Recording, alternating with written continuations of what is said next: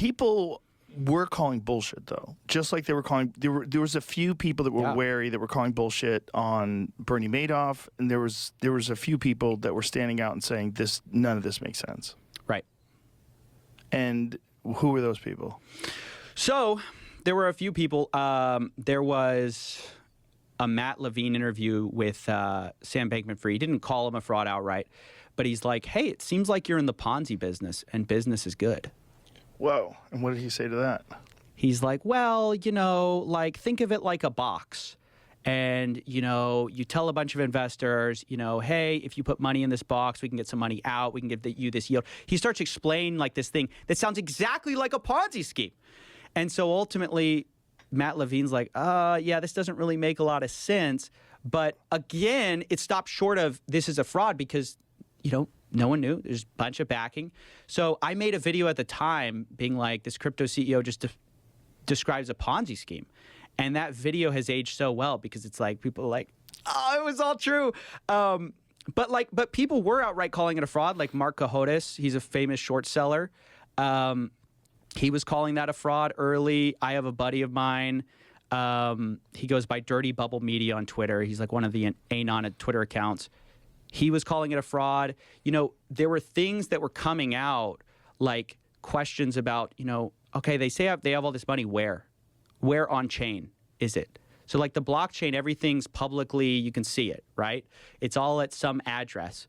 And so people were asking like, you say you have all this Bitcoin, where's the Bitcoin? You say you have all this Ethereum, where's the Ethereum? And why is so much of your balance sheet made up of your own tokens? It's a big question. So one of the things that FTX had done, and a lot of companies were doing at the time, but FTX was sort of the worst offender, is let's say I give you a loan, Joe. So an unsecured loan would be I give you $1 million and I don't ask for anything. So if you default on that loan, I'm out $1 million.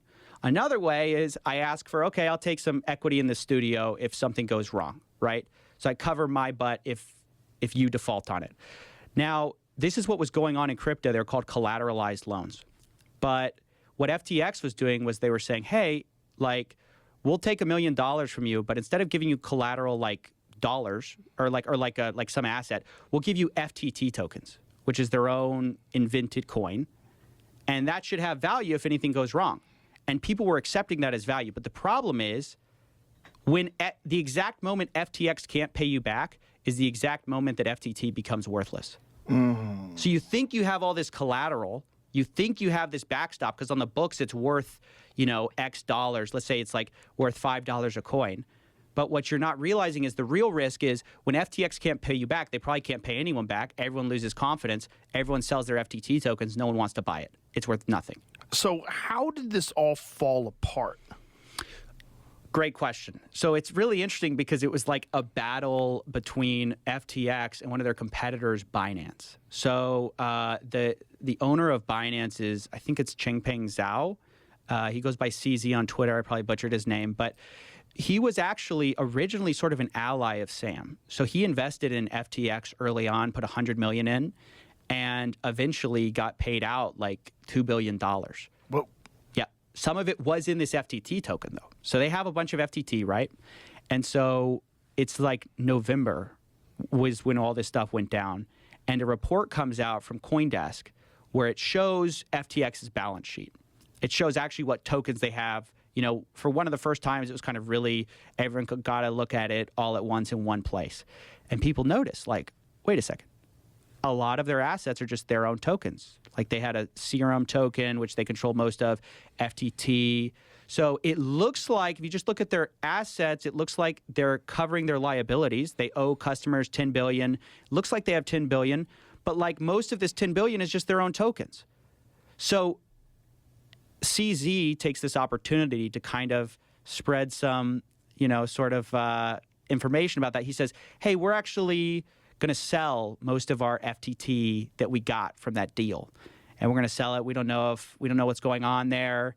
And all of a sudden it starts this firestorm because people are like, there was already all this worry in the past. That summer, there had been a bunch of companies that collapsed and people had never thought FTX. It was kind of the first time anyone thought FTX could maybe not have the money.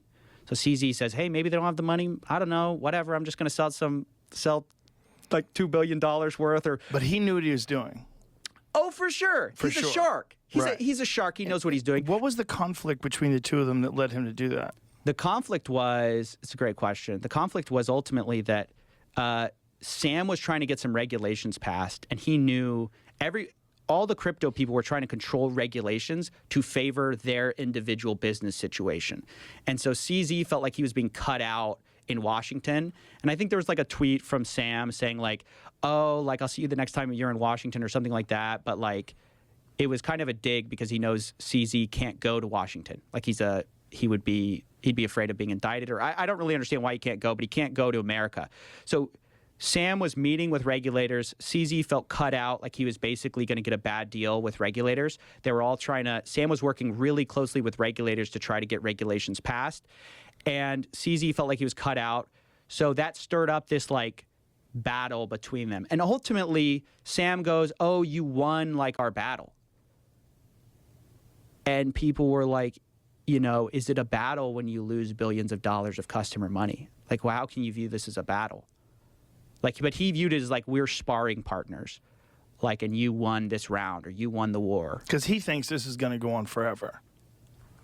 Initially, he thought he was going to be able to figure out a way to pull all the company's assets together and I think make everybody sound and repay everyone and go back to making money again. I don't think he thought he would repay everyone, but everyone thought like, oh, we'll just enter Chapter 11 bankruptcy. We'll restructure the company. We'll reopen. We'll just turn all the debt into new FTT tokens and pay everybody out.